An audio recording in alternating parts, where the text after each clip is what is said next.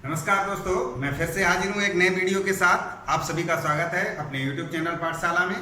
तो आज का जो टॉपिक हम लेके आए हैं वो लेके आए हैं संधि। तो हिंदी का सबसे बहुत महत्वपूर्ण टॉपिक है संधि। ये बड़ा टॉपिक है, लेकिन हम उसे धीरे धीरे पढ़ेंगे और फिर पढ़ने के बाद ऐसे पढ़ेंगे कि देखते ही संधि निकाल लेंगे। लेकिन देखते ही जब निकाल पाएंगे जब हम एक बार पूरा पढ़ लेंगे, और इसके लिए हमें कई वीडियो बनानी पड़ेगी, 1 या 2 या 3 तक हो सकती हैं, लेकिन 3 वीडियो में हम आपकी पूरी कंप्लीट कर देंगे। तो आज हम ले चलते हैं आपको संधि की तरफ। संधि तो पहले आप समझ लीजिए है क्या। संधि पूरा एक तरीके से ये समझ लीजिए, हिंदी में कई प्रकार से शब्दों का निर्माण होता है। एक तो होता है समास के विधि से भी शब्द का निर्माण होता है, संधि से भी हमारा निर्माण होता है, उपसर्ग से भी होता है, प्रत्यय से भी होता है। तो ये जो शब्द निर्माण की प्रक्रिया है वो एक प्रक्रिया संधि भी है, यानी शब्द निर्माण की प्रक्रिया को संधि कहते हैं। हम लिख देते हैं 2 शब्दों में, शब्द निर्माण की प्रक्रिया को संधि कहते हैं। ये बात आ गई। अब यहां से दूसरी एक और चीज आती है, शब्दों के निर्माण की प्रक्रिया को तो संधि हम कहते ही हैं। अब यहां पर आती है कि संधि है क्या, यानी ये भी कह सकते हैं दूसरे शब्दों में इसको कि 2 शब्दों के मेल से जो विकार उत्पन्न होता है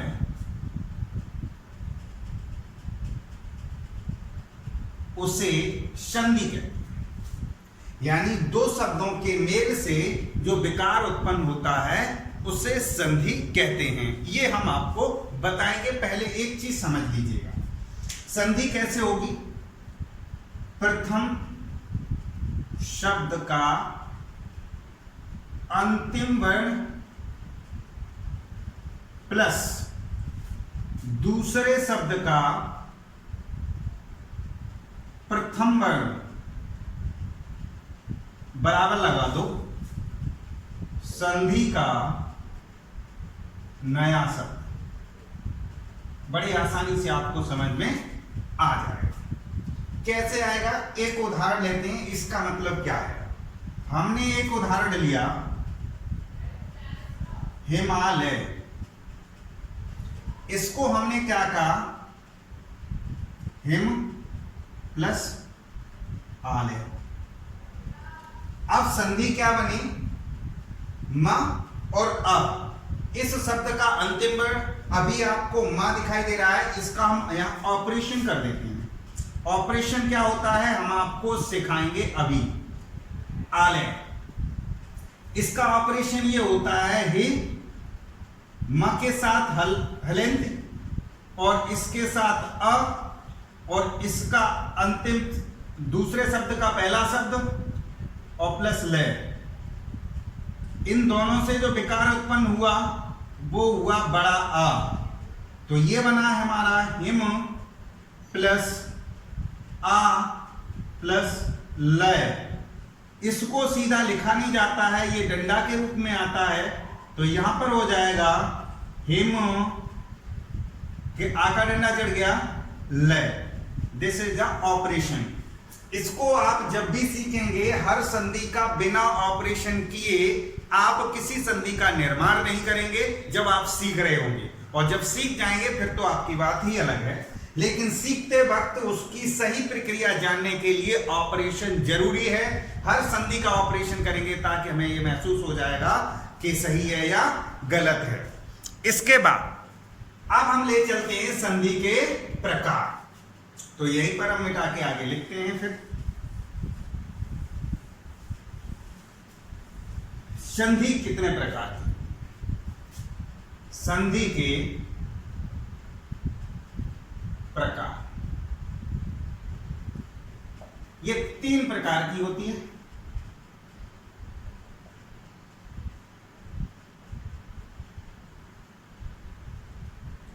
नंबर 1 स्वर संधि, नंबर 2 व्यंजन संधि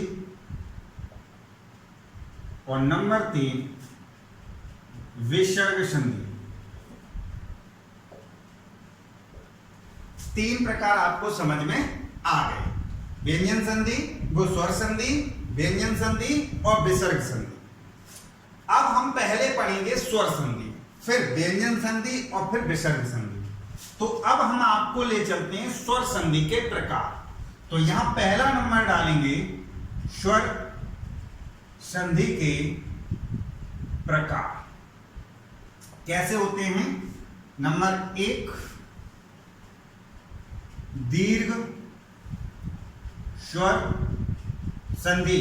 हम स्वर इसलिए लगा रहे हैं ताकि आपको पता चल जाए। कभी कभी छात्रों से पूछा जाता है संधि कितने प्रकार की होती हैं, तो दीर्घ संधि, व्यंजन संधि, विसर्ग संधि, यड़ संधि, सबकी खिचड़ी पका देते हैं। ऐसा नहीं है।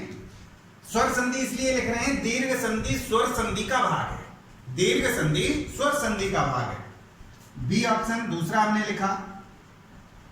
गुण संधि स्वर संधि, यानी गुण संधि लिखी है तो समझ रहे हैं वो स्वर संधि है। तीसरा वृद्धि स्वर संधि। नंबर 4 यड़ स्वर संधि।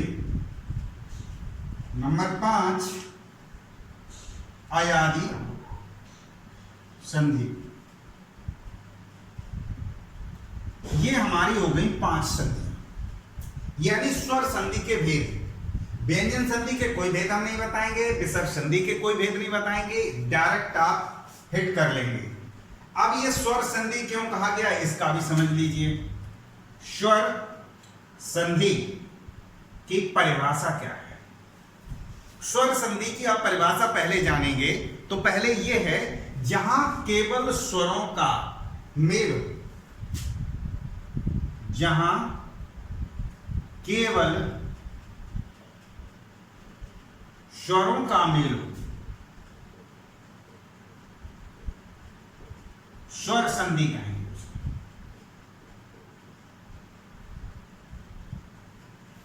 जहां केवल स्वरों का मेल होता है उसे स्वर संधि कहते हैं। इतनी बात हमें समझ में आ गई। आप अगर नोट्स बना रहे हैं तो स्क्रीनशॉट ले लीजिएगा, मैं इसको मिटा देता हूं, फिर हम आपको दीर्घ स्वर संधि पढ़ेंगे। अब चलिए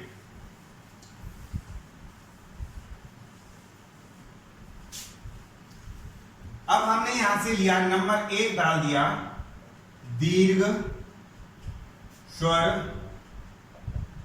संधि। अब समझ यहां पर एक परिभाषा हम बहुत छोटी सी बोलेंगे जिसको आपको समझना है। जब दो सजातीय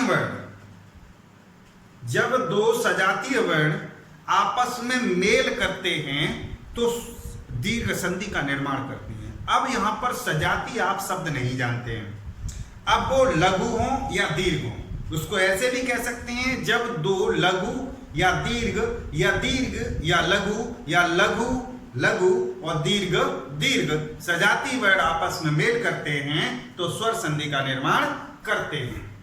अब सजाती और विजाती समझ में नहीं आता है तो हम आपको ले चलते हैं आ ए उ यहीं पे ले चलते हैं। वैसे ऋषि भी है, बाद में हम आपको बता देंगे। सजाती वर्ण क्या होते हैं? एक ही बिरादरी के लोग। सजाती सजातीय सजातीय यानी एक ही बिरादरी के लोगों में अगर बातचीत होती है तो वो स्वर संधि कहता है। एक ही है। अब इसमें क्या है? इसमें देखिए एक ट्रिक से हम आपको बता देते हैं। आ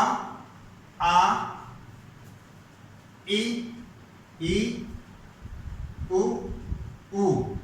बराबर उ बराबर ई और बराबर आ ई उ।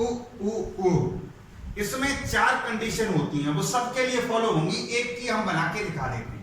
चाहे आ हो, चाहे आ हो, चाहे दीर्घ पहले हो, चाहे हम एक पहले हम आपको कोई भी गुंजाइश नहीं छोड़ते हैं, अतः आपको बताते हैं। आ प्लस आ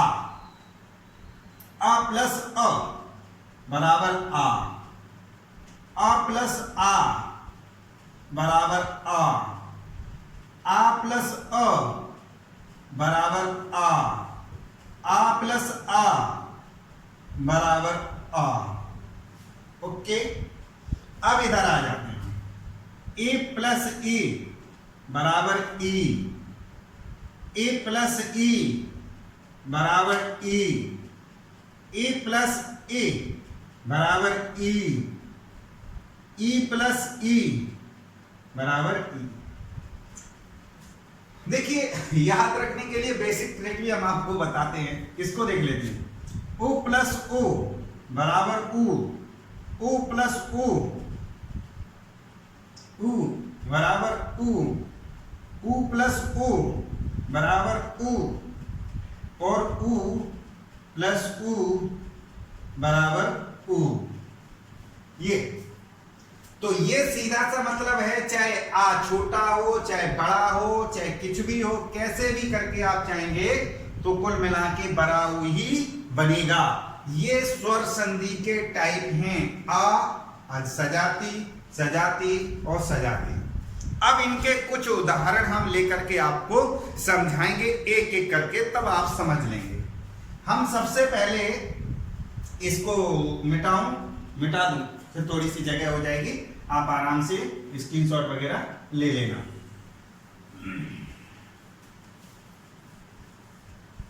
कैसे हैं, हम एक तरफ से एक एक के उदाहरण लेके चले। पहला हमने लिया आ प्लस अ। हम यहां पर एक उदाहरण लिखते हैं, यहां पर होता आ है। कैसे क्या करेंगे, कल्प प्लस अंत।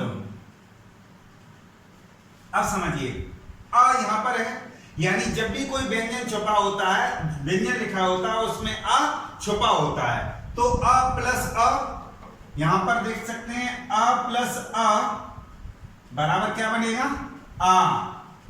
तो यहां पर हो जाएगा सीधा सा कल्पांत। ओके, अब हम लिखते हैं दिवस प्लस अंत,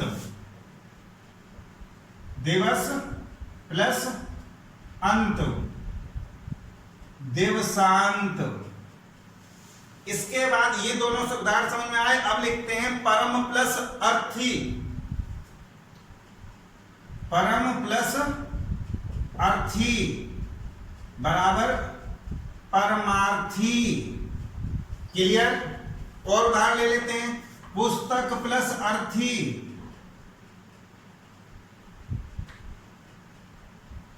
पुस्तकार्थी। एक नंबर क्लियर हुआ आपका। दूसरा नंबर इसी का ले लेते हैं, आ प्लस बड़ा आ बराबर, यहां भी आ बनेगा। इसका भी हमें सबका विश्लेषण बताना है, कैसे क्या है वो हम अभी इसको बता देते हैं। एक उदाहरण ले लेते हैं इधर से, परम प्लस अर्थी। अब देखेंगे, पर अलग रखो, म के साथ हलंत लगा दो, इसमें से आ अलग निकाल लो, और ये वाला आ अलग कर दो, प्लस अर्थी अलग कर दो। अब ये देखेंगे, आ प्लस आ, ये मिलकर के क्या बनाएंगे, आ। तो ये हो जाएगा परम प्लस आ प्लस थी। अब आप देख लीजिएगा, इसका हमेशा डंडा इस्तेमाल होता है, तो वो डंडा लगाएंगे, परमार्थी।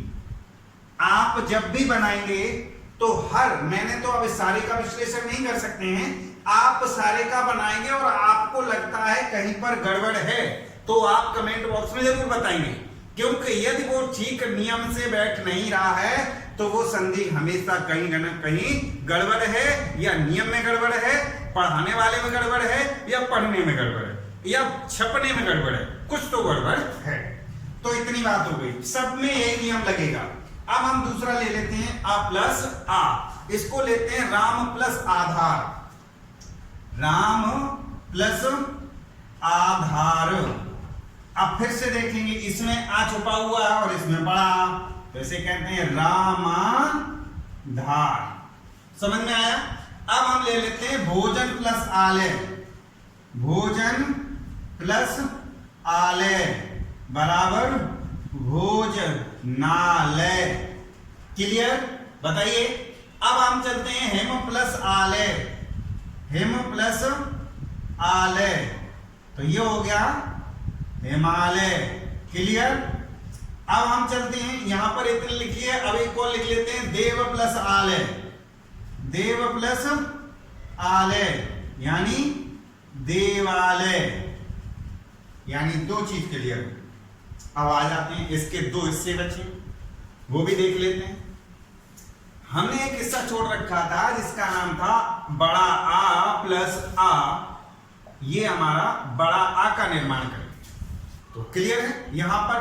तो अब हम यहां पर ले चलते हैं आपको महा प्लस आशय,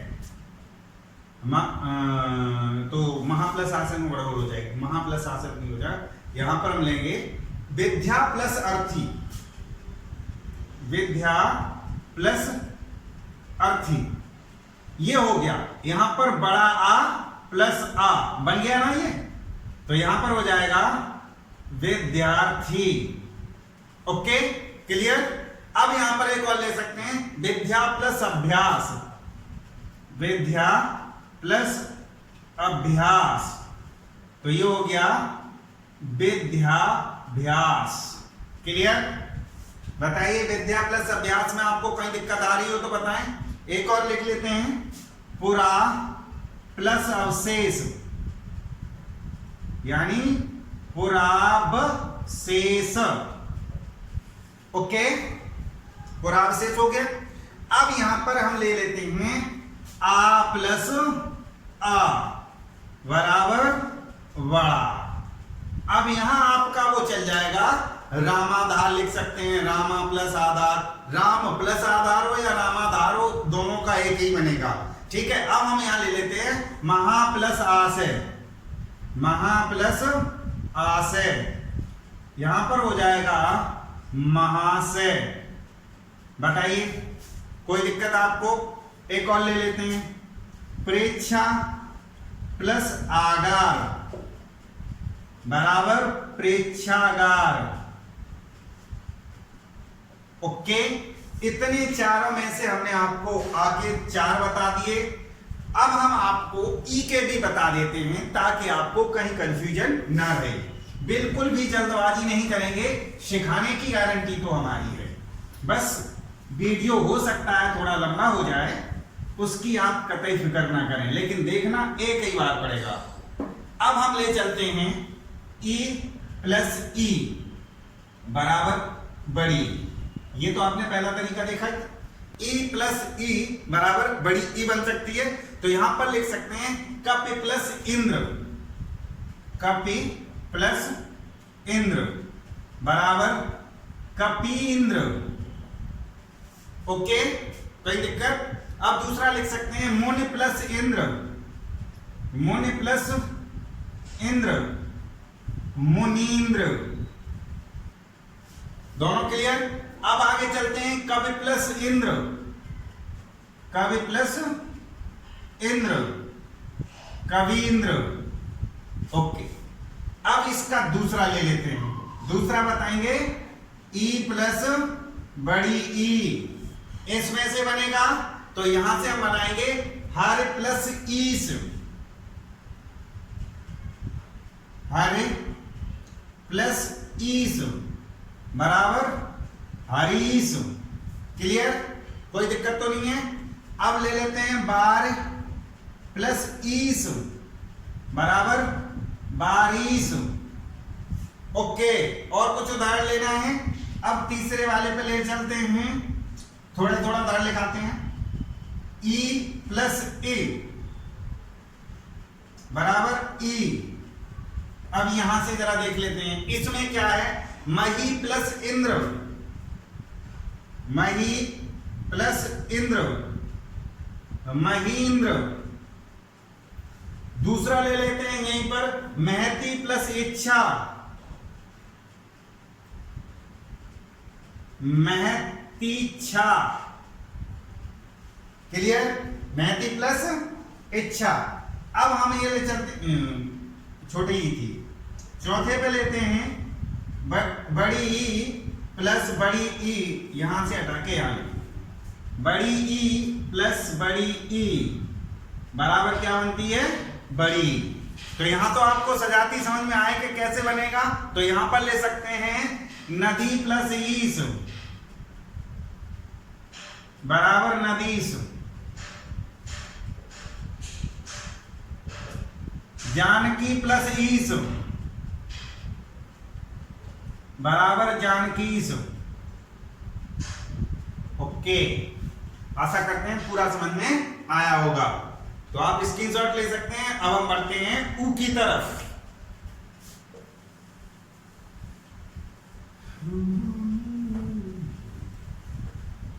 ओके, अब बढ़ते हैं ऊ की तरफ। ऊ के 4 भेद हैं, छोटे छोटे उदाहरण लिखाएंगे, बहुत कम।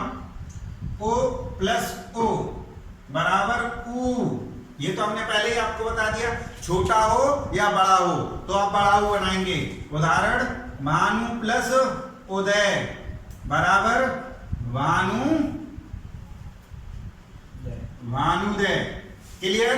अब ले चलते हैं आपको कटु प्लस उक्ति, कटु प्लस उक्ति बराबर कटुक्ति।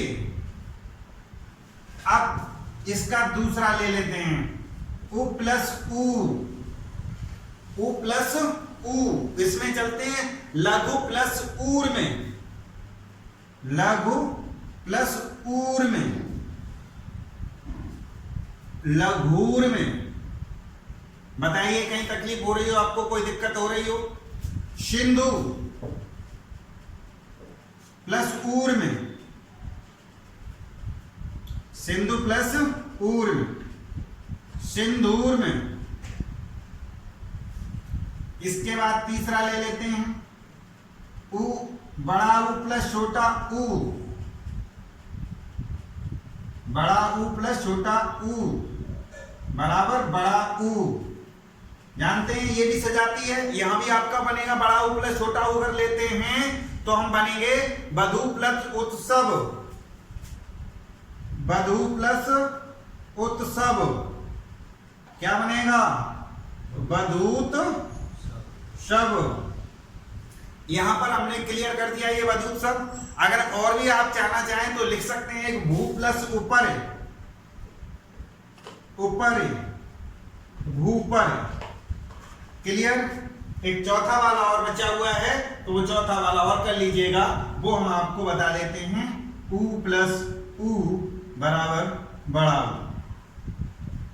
ओके, अब हम यहां पर एक उदाहरण ले सकते हैं, भू प्लस ऊर्ध्व, भू प्लस ऊर्ध्व, भूर्ध्व। एक और इसमें लिख सकते हैं सरयू प्लस ऊर में, सरयू प्लस ऊर में बराबर शरयूर में। इतनी बात आपके समझ में आ गई होगी। अब हम आपको एक छोटा सा ऋषि वाला और बता देते हैं। ऋषि प्लस ऋषि अगर मिलते हैं तो वो भी ऋषि ही बनता है। क्या बनेगा उसका एक उदाहरण हम आपको दे देते हैं। मात्र प्लस ऋणम, मात्र प्लस ऋणम, मातृणम। पितृ प्लस ऋणम, पितृणम। ओके, दोनों हो गए आपके। एक और लिख सकते हैं होत्र प्लस ऋकार, होत्र, होत्र प्लस ऋकार, होत्रकार। तो ये हमने आपको आज पूरा स्वर संधि का पहला हिस्सा आपको क्लियर कर दिया है। अब यहां से आपको अब दूसरी संधि पे ले चलेंगे, वो आपकी होगी गुण संधि वो हम आपकी अगली वीडियो में दिखाएंगे। आज आप इतना ही करेंगे और इस पे ही वर्कआउट करेंगे। फिर कैसे पहचानी जाती है 1 सेकंड में, वो भी हम आपको क्लियर करके समझा देंगे। आप एक एक करके वीडियो देखते जाइएगा। तो आज के लिए हम इतना ही रखेंगे। अपना और अपनों का ख्याल रखें, और अगर चैनल सब्सक्राइब नहीं किया है तो चैनल सब्सक्राइब करें। स्नेह और प्यार भेजते रहें, हम जैसे टीचरों का हौसला बढ़ाते रहें। धन्यवाद।